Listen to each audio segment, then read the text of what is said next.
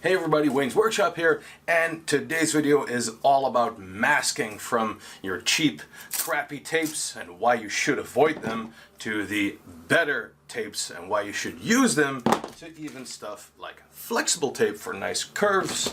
And I also have some masking fluid here, and yes, even toothpaste can be used as masking. So let's do this again. So here we have the same foam, shoulder bent thingies from last week that we used for the different types of sealing. This is the Flexbond one, and here we have the Art Medium one. So let's get right to it. Cheap tapes. You can get them anywhere, and sometimes they come in a nice little package promising you the world, but I tend to avoid the cheap tapes altogether because, in my opinion, if you've worked days, weeks, months on end on a prop or costume or whatever, then don't skimp out on cheap tape, or don't skip out on the more expensive tape by getting cheap tape. It's just not worth it. The risk alone of having to fail something in your part and rework it is just, it's not worth saving those $4 or $5. And I'll tell you why, because these simple cheap tapes, they don't stick very well, and they are basically just thin paper, and when you go over them, maybe you can hear it, it's just really rough, and these can still absorb some paint even, and then you get like the paint bleeds, where paint will creep up under the paint and go onto your prop where you don't want tape. It's the exact opposite. When you have these more expensive types of paint, this is the Tesa blue tape, there's actually, you can feel that this is like really smooth and really shiny. There's like a top coat on this, and I have been using this stuff for about 3 or 4 years, and I've never had any bleeds. And these also come in pink, and this is more, it has the same shine, same material, but these are more for sensitive pieces, like if you want to mask off some plasti dip. Plasti dip is kind of flexible, it wants to come off because it's made to be removable, so if you still want to mask it, this comes in handy.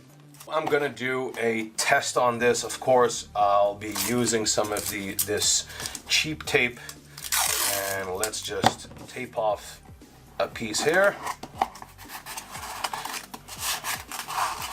And I'm gonna do this side with the cheap tape and the other side with the good tape, and I'll show you the differences. All right, so we got one half taped up with the crappy tape, and one side with the proper tape, the one that I always use.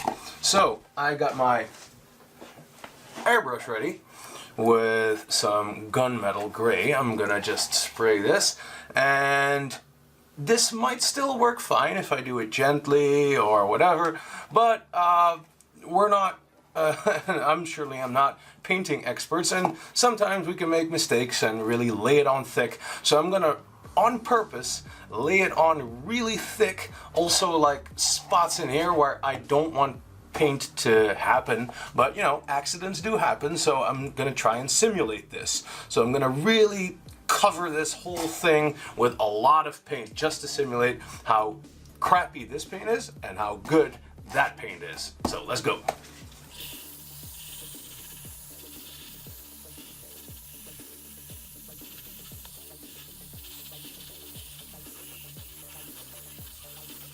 Now I've put it on really thick.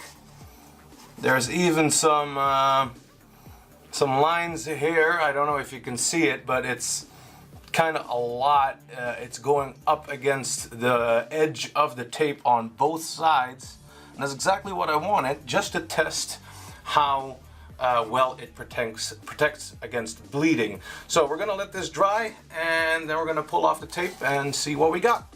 Now, while we're waiting for that other piece to dry, I'm gonna show you the the magic of flexible tape. You can get this at the hobby store, and it's masking tape for curves by Tamiya.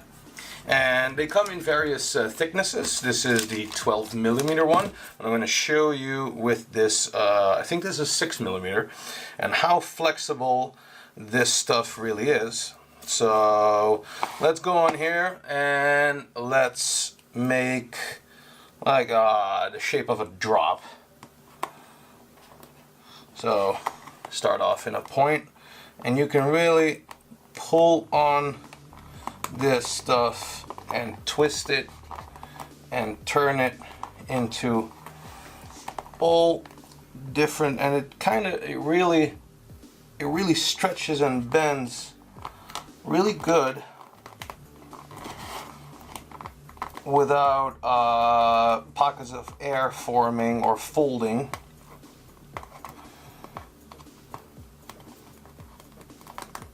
And then just pull the piece off, apply some pressure, and this has just been taped off with just one single piece of tape, and you really can't do that with normal masking tape. So this stuff is really good if you want to make maybe even some decals and you want to spray them over.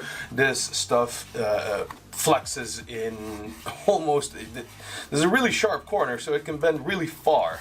Now we can spray paint this and test it for bleeding also, and my expectations are that it will hold up really well because this is by Tamiya for model making, so I'm not expecting any bleeds on this one. I don't want paint to go on here normally, but it's just to show you the outline.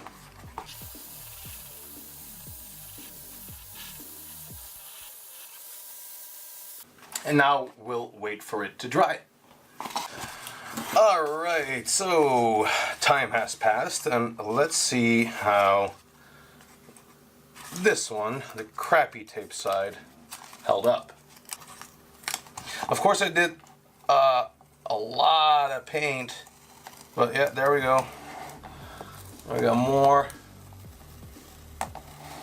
There we got some more. Oh, we got a whole lot down there.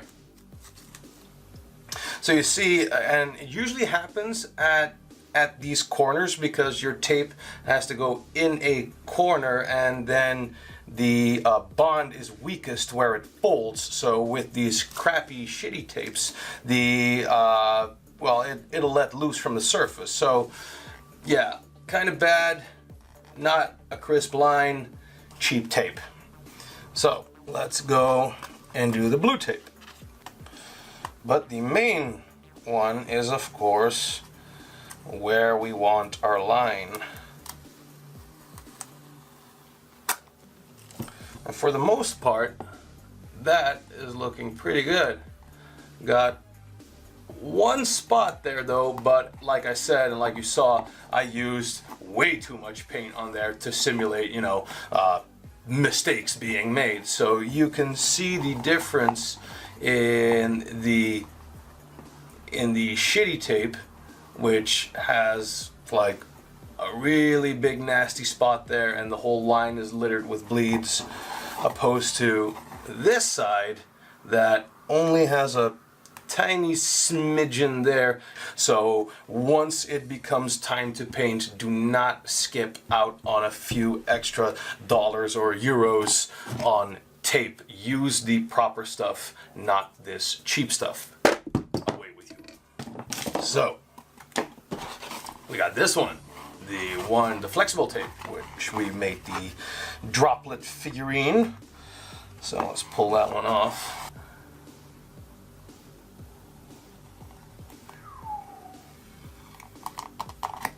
There we go. Now look how crisp that line is.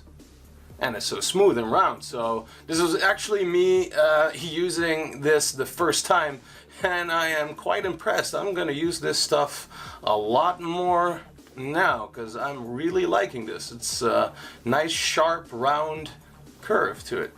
That's nice. I really like this. So then we have liquid mask, and that's just masking tape in a bottle. It is water-based, but it does have latex rubber in it, so if you have any allergies, then avoid this stuff. But I got a substitute for it if this is the case. But I'll show you this stuff first. You gotta shake well before use, and you don't need all that much. And you know what? I'm gonna do this differently. I'm gonna show you how to get a proper metal effect, a worn metal effect using liquid masks. But I gotta spray paint an area first in silver, so I'm gonna do that first. All right, so we got a silver undertone here first, and I'll show you why I did this silver on the bottom here. Liquid masking. Shake it up. Like I said, if you have a latex allergy, stay away from this stuff. There's maybe some other alternatives that I don't know about, but I'm just placing a little bit on the top end of this cup so I don't have to go like all the way in. And I am going to use this stuff to simulate a weathered paint effect on this piece of armor. So what I'm gonna do is go in a irregular pattern here, making sure it's all covered, and this stuff can be slapped on pretty thick. And let's continue. Let's make a blob like right here.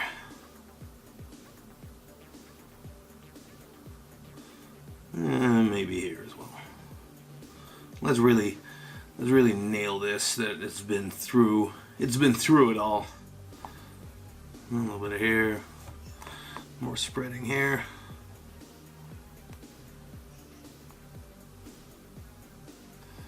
There we go. See that?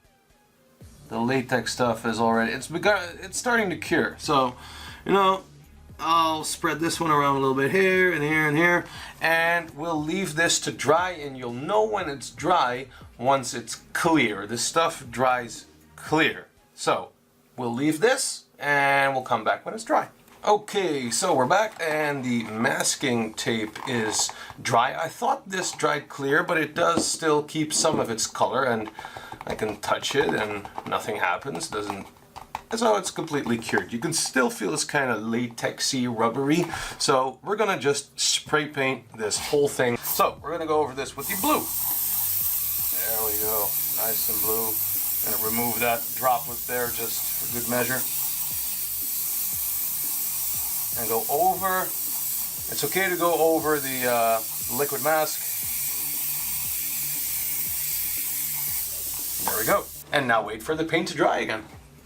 The paint is nice and dry.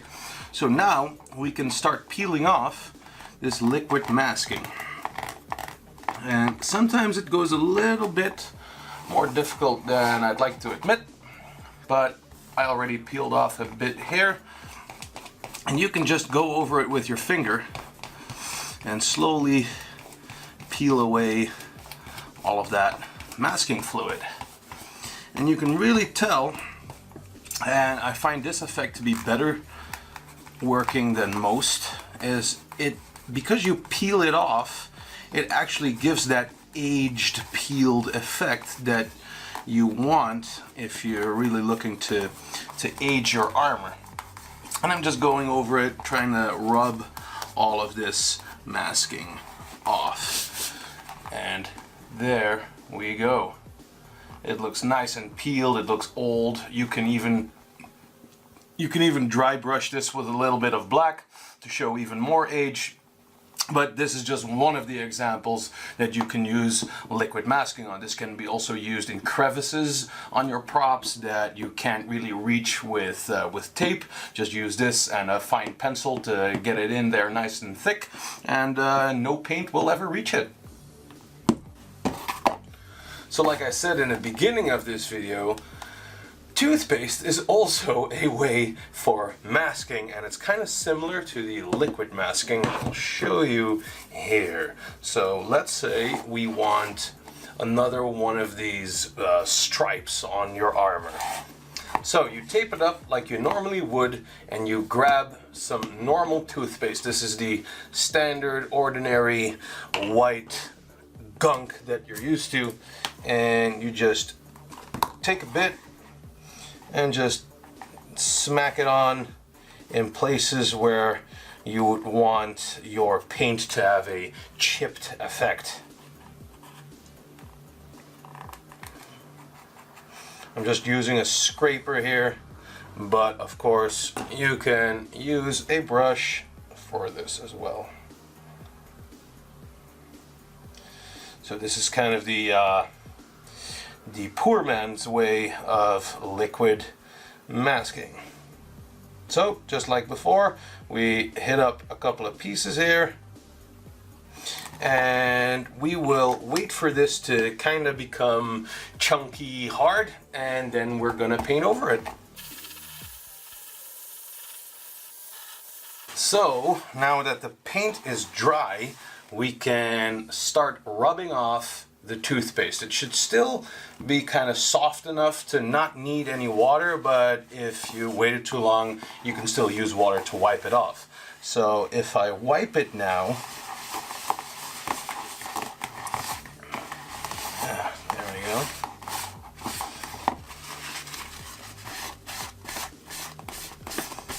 And it's okay to apply some pressure because we want this to look like chipped and weathered off.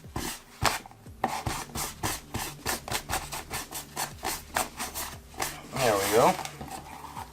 And then we take off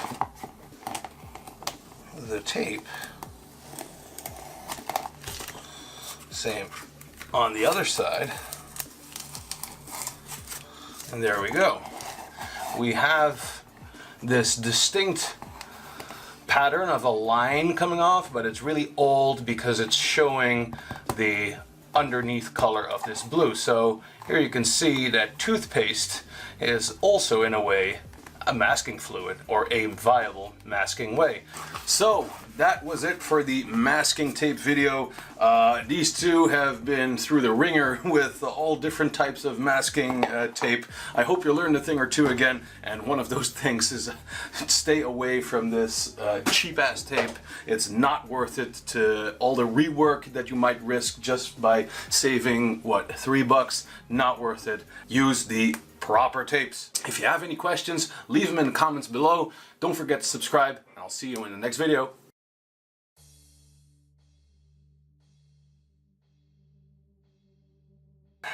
You grab some toothpaste. This is not the right toothpaste. Great. Why did I have this? Well, to brush your teeth, of course, but